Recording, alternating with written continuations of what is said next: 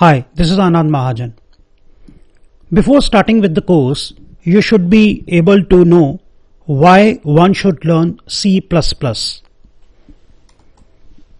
At the very outset, let me tell you that for learning C++, C is a prerequisite. C++ is provenly the best language to learn nitty-gritty of object-oriented programming system, which is called OOPS. All the concepts of OOPS are applied elaborately in C++, whereas some advanced languages, they use shortcuts.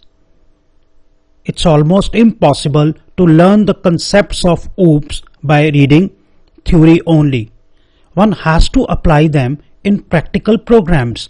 Only then you will be able to grasp the whole things. Once you are confident in C++, learning other technologies or languages will become much easier. Take it from me, once you are done with C++, you will never look back. Learning or working in other technologies, languages will be a breeze. All the modern programming languages are based upon OOPS.